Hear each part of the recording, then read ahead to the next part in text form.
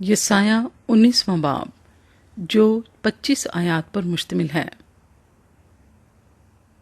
خداوند مصر کو سزا دے گا۔ مصر کی بابت بارے نبوت۔ دیکھو، خداوند ایک تیز رو بادل پر سوار ہو کر مصر میں آتا ہے، اور مصر کے بت اس کے حضور لرزاں ہوں گے، اور مصر کا دل پگھل جائے گا، اور میں مصریوں کو آپس میں مخالف کر دوں گا۔ ان میں سے ہر ایک اپنے بھائی سے اور ہر ایک اپنے ہمسائے سے لڑے گا، شہر شہر سے اور صوبہ صوبے سے، اور مصر کی روح افسردہ ہو جائے گی، اور میں اس کے منصوبے کو فنا کروں گا، اور وہ بتوں اور افسونگروں اور جنات کے یاروں اور جادوگروں کی تلاش کریں گے، پر میں مصریوں کو ایک ستمگر حاکم کے قابو میں کر دوں گا، اور زبردست بادشاہ ان پر سلطنت کرے گا۔ یہ خداوند رب الافواج کا فرمان ہے۔ اور دریا کا پانی سوکھ جائے گا، اور ندی خشک اور خالی ہو جائے گی، اور نالے بدبو ہو جائیں گے، اور مصر کی نہریں خالی ہوں گی اور سوکھ جائیں گی، اور بید اور نئے مرجھا جائیں گے۔ دریائے نیل کے کنارے کی چراگاہیں اور وہ سب چیزیں جو اس کے آس پاس بوئی جاتی ہیں مرجھا جائیں گی اور بالکل نیست و نابود ہو جائیں گی۔ تب ماہی گیر ماتم کریں گے، اور وہ سب جو دریا میں شست ڈالتے ہیں غمگین ہوں گے، اور پانی میں جال ڈالنے والے نہایت بے تاب ہو جائیں گے، اور سن جھاڑنے اور کتان بننے والے گھبرا جائیں گے۔ ہاں، اس کے ارکان شکستہ اور تمام مزدور رنجیدہ خاطر ہوں گے۔ زون کے شہزادے بالکل احمق ہیں، فرعون کے سب دانشمند مشیروں کی مشورت وحشیانہ ٹھہری۔ پس تم کیوں کر فرعون سے کہتے ہو کہ میں دانشمندوں کا فرزند اور شاہان قدیم کی نسل ہوں؟ اب تیرے دانشور کہاں ہیں؟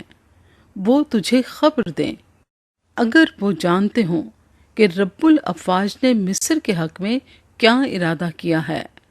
زون کے شہزادے احمق بن گئے ہیں، نوف کے شہزادوں نے فریب کھایا، اور جن پر مصری قبائل کا بھروسہ تھا انہی نے ان کو گمراہ کیا۔ خداوند نے کجربی کی روح ان میں ڈال دی ہے، اور انہوں نے مصریوں کو ان کے سب کاموں میں اس متوالے کی طرح بھٹکایا جو کرتے ہوئے ڈگمگاتا ہے، اور مصریوں کا کوئی کام نہ ہوگا جو سر یا دم یا خاص و عام کر سکے۔ مصر خداوند کی پرستش کرے گا۔ اس وقت رب الافواج کے ہاتھ چلانے سے جو وہ مصر پر چلائے گا، مصری عورتوں کی مانند ہو جائیں گے، اور ہیبت زدہ اور ہراساں ہوں گے۔ تب یہودا کا ملک مصر کے لیے دہشت ناک ہوگا، ہر ایک جس سے اس کا ذکر ہو خوف کھائے گا، اس ارادے کے سبب سے جو رب الافواج نے ان کے خلاف کر رکھا ہے۔ اس روز ملک مصر میں 5 شہر ہوں گے جو کنانی زبان بولیں گے اور رب الافواج کی قسم کھائیں گے۔ ان میں سے ایک کا نام شہر آفتاب ہوگا۔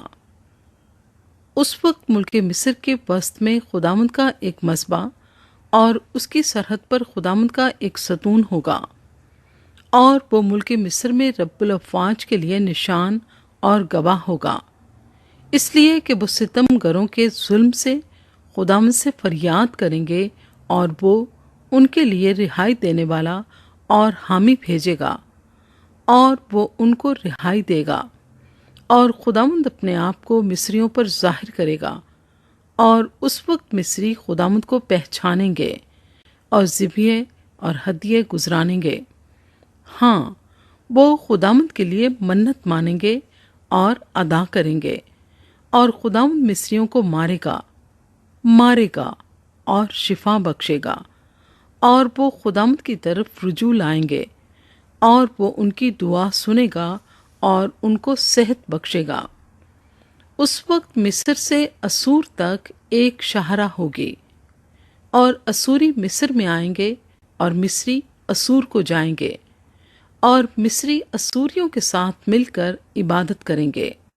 تب اسرائیل مصر اور اسور کے ساتھ تیسرا ہوگا اور روئے زمین پر برکت کا باعث ٹھہرے گا، کیونکہ رب الافواج ان کو برکت بخشے گا اور فرمائے گا مبارک ہو مصر میری امت، اسور میرے ہاتھ کی صنعت اور اسرائیل میری میراث۔